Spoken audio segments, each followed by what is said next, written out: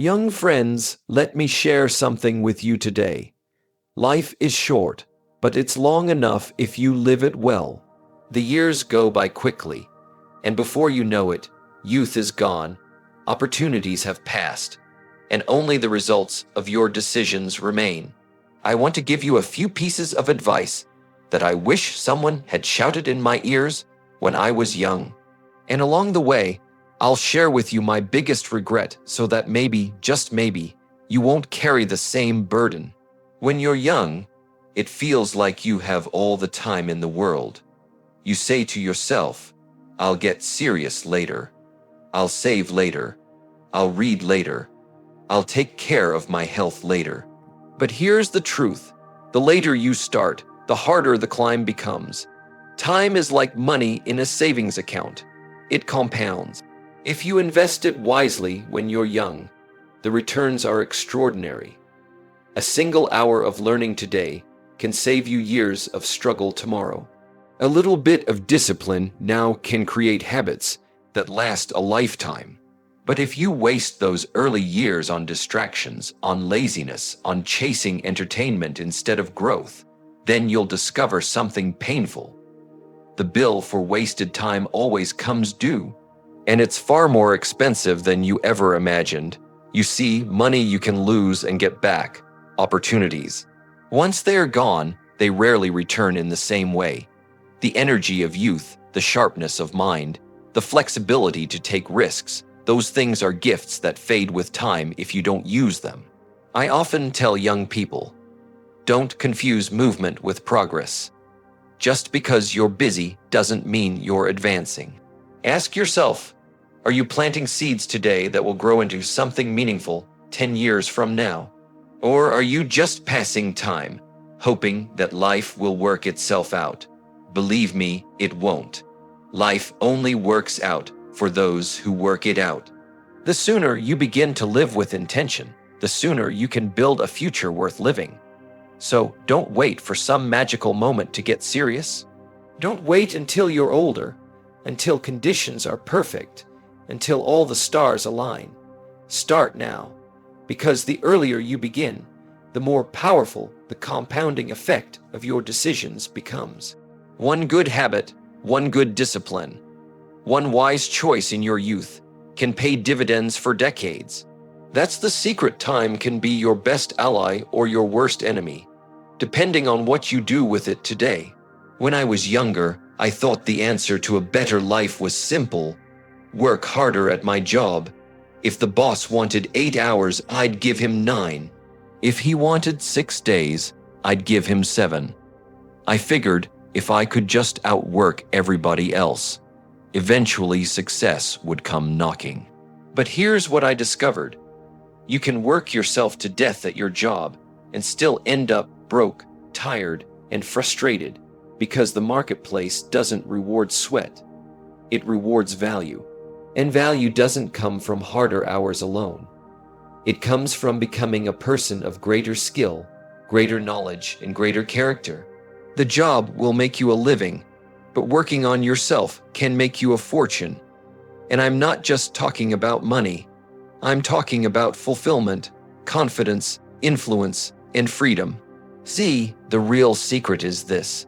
You don't get paid by the hour. You get paid for the value you bring to that hour. 2 people can spend the same 60 minutes at work, but one earns 10 times more because he spent years developing himself, sharpening his skills, and learning how to solve bigger problems.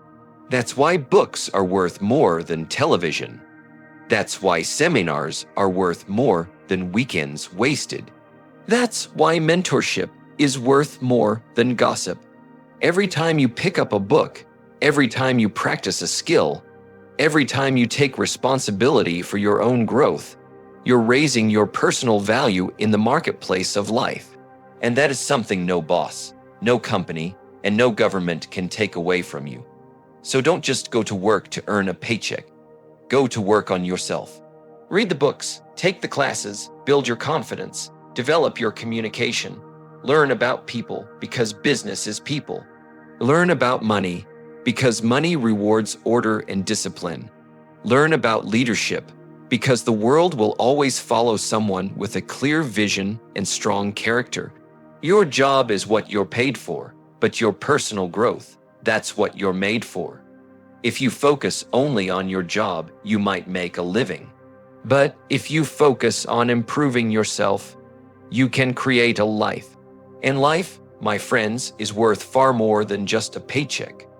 One of the greatest lessons I ever learned was this: you become the average of the 5 people you spend the most time with. At first, I thought that was just a clever saying. But then I started looking around at my own life. When I was hanging out with people who were broke, careless, and always complaining, guess what? I was broke, careless, and always complaining. When I started spending time with people who were disciplined, focused, and ambitious, my own life began to change. Why? Because associations are contagious.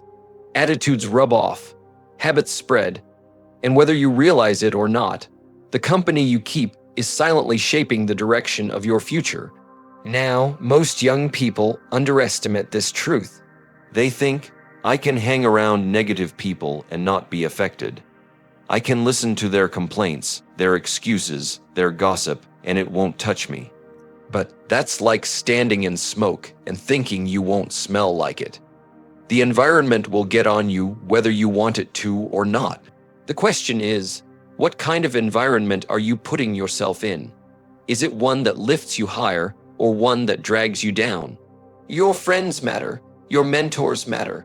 The voices you listen to every day, whether in person, in books, or online, they matter. They are shaping your beliefs, your standards, your mindset. If you spend your time with people who think small, you'll start shrinking your own dreams just to fit in. But if you surround yourself with people who expect more, who live with discipline, who think big and work hard, you'll rise to meet their level. Because nobody wants to be the weakest link in the room. So here's the challenge. Take a hard look at your circle. Who do you talk to the most? Who do you listen to? Are they pushing you forward or pulling you backward? Sometimes the hardest thing you'll ever do is let go of people who don't serve your future. It feels uncomfortable. It feels lonely at first, but remember this. Better to walk alone on the path of growth than to walk with a crowd going nowhere. If you want to change your life, change your associations. Seek out people who are ahead of you, who can mentor you, challenge you, and show you what's possible. Fill your mind with the wisdom of great thinkers through books and lectures.